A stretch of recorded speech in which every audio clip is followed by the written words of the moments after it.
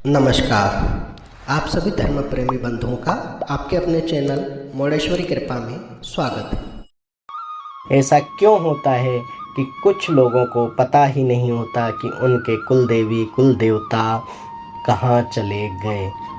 हम अक्सर सुनते हैं कि लोग कह रहे हैं कि हमें हमारी कुल देवी का पता नहीं है, हमें कुल देवता का पता नहीं है, पता नहीं कौन से कुल देवता है हमारे, किन की पूजा होती थी, हमने तो कई पीढ़ियों से नहीं सुना, या हमने होश संभाला जब से हमने कोई देवी देवता की पूजा नहीं देखी।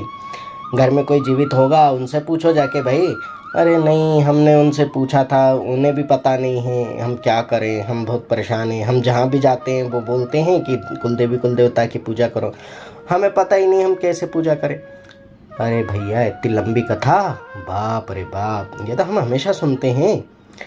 तो ये एक सवाल मन में आता है ना कि ये कुल देवी देवता गायब कहाँ हो जाते हैं, ये देवता कहाँ गायब हो जाते हैं, ये कहाँ जाते हैं, कैसे गायब हो जाते हैं।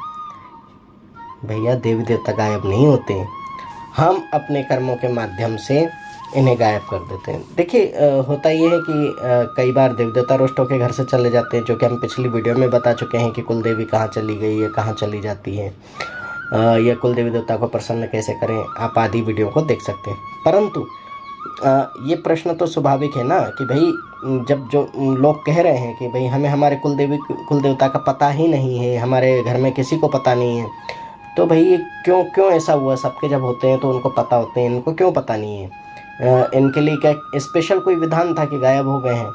नहीं भाई ऐसा नहीं था, होता ही है। देखिए आजकल तो हम दो हमारे दो वाला रिवाज है, लेकिन पहले क्या होता था, पहले एक एक घर में 7-7 8-8 बच्चे होते थे, जिसमें 3-4 लड़के हो गए, या सारे ही लड़के हो गए, या सारी लड़कियां हो गई, जो भी है।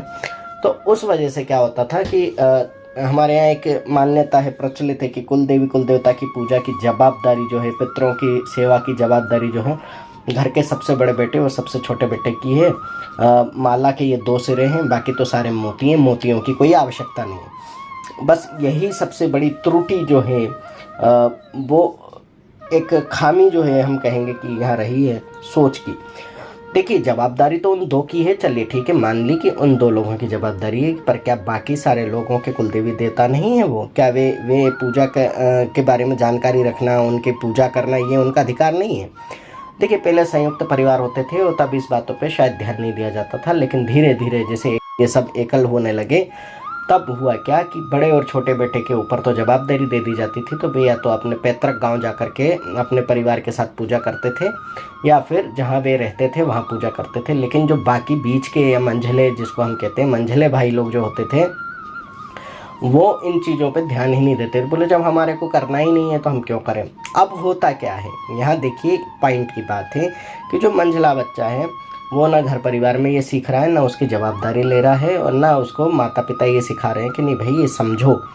अब हुआ क्या, बड़े के घर जो संतानें होंगी या सबसे छोटे के घर जो संतानें होंगी, उनने तो अपने पिता को ये करते देखा है, और उनके पिता फिर उन पर ये जवाबदारी दे देंगे। लेकिन ये जो मंझले थे ये अब घर परिवार के साथ नहीं रहते हैं, अलग रहते हैं एकल परिवार में, और मान लीजिए कि भाइयों से भी झगड़े हो गए, बोलचाल बंद हो गई है। ऐसी अवस्था में इनके बच्चों को कौन ज्ञान देगा कि तुम्हारे कुल देवी देवता कौन है? भाई उनको तो पूजा करना है ना, कि उनको भी नहीं करना, उनको तो करना है। भाई पिता मंझले थे, ये थोड़ी मंझले, ये तो अपने घर के ही हैं। अब हुआ क्या कि जब ये बच्चे बड़े हुए तब इनको पता ही नहीं, इनने अपने पिता से पूछा तो पिता कह रहे नहीं हमें भी नहीं मालूम कौन है भैया, हमने तो आज तक नहीं पूछे। अब ये बच्चे उन परिणामों को भुगतते हैं, उन खामियों को भुगतते हैं, क्योंकि ये अपनी जड़ से जुड़े ही नहीं हैं। अब इस तरीके से जब इनके बच्चे होते हैं तब वो अपने पिता को कहते हैं, तो वो कहते हैं हमारे पिता ने भी हमें यही जवाब दिया था, हमें कुछ पता ही नहीं है, अब तुम भैया जहाँ भी गए थे उनसे ही कहो कि अब क्या करें, कोई उपाय बता दें, हम तो कुछ नहीं कर सकते।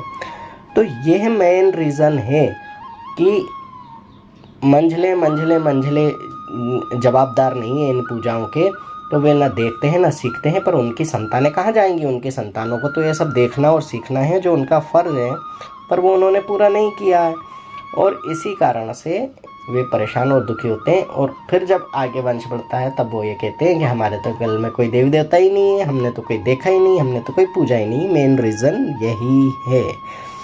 और उसके बाद क्या हुआ, कुछ लोग ऐसे भी थे कि जैसे घर के इकलौते हैं मान लो, और कमाने खाने के लिए दूसरे शहर चले गए हैं, माता पिता बेचारे बूढ़े हैं, जैसे तैसे अपना पूजा पाठ कर रहे हैं, बच्चे पर वे बोझ नहीं डाल रहे हैं कि तुम करो, क्योंकि परिवारों में कई बार ऐसा होता है कि अगर घर के बड़े जीवित हैं तो वे ही इस चीज़ को करते हैं, वो अपने बच्चों पर अपने मरने के बाद उसका बोझ डालते हैं कि भाई हमारे बाद आप करना, तब तक हम कर रहे हैं।